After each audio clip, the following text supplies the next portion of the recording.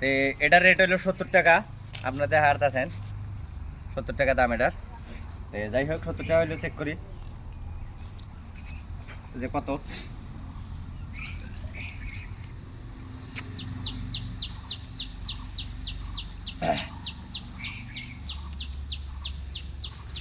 ও ভাই ব্রিলিয়ান্ট, 70 টাকা হইলে কোনো দুঃখ মনে নাই, 3500 বাসে।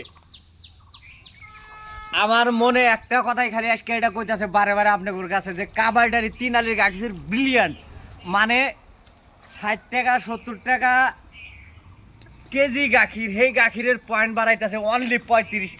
পয়েন্ট কত বাড়াইতেছে? হ্যাঁ 35 32 30 35 32 30, এত সুন্দর গাখীর। তে হয়তো আজকে আমি বাইসা গেছি যে আজকে আমরা মানে রোজার আজকে একবারে লাস্ট রোজা, আজকে সকালে আলাইনতে ঈদ হবো।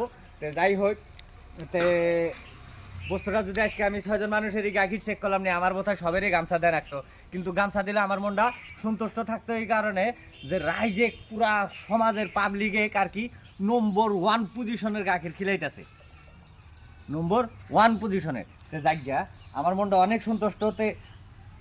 টোটালি গাখীর চেক করা শেষ, আর একটা প্যাকেট আছে, শুধু ধৈর্য সহকারে আমার হাতে এই ভিডিও থাকবেন।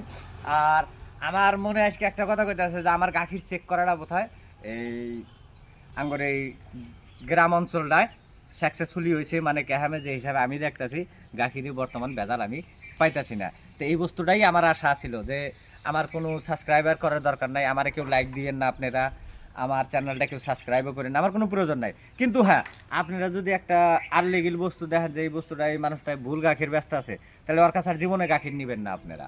মানে যে একবার বেচা হারে আরেকবার সুযোগ দিলে আরেকবারও বেচা হারবো, তেরম মানুষের থেকে ভালো থাকবেন। তে জায়গা গাখীরটা ডালো ক্যামেরাম্যান। আর একটা ঠোঙ্গা আছে, এটা রেট দেখি কত। এটা রেট হইলো 70 টাকা।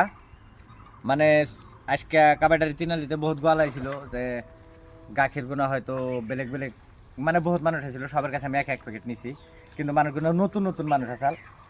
তো জায়গা আপনারা ধৈর্য সহকারে আমার হাতে থাকবেন, আমি বস্তুটা চেক করি।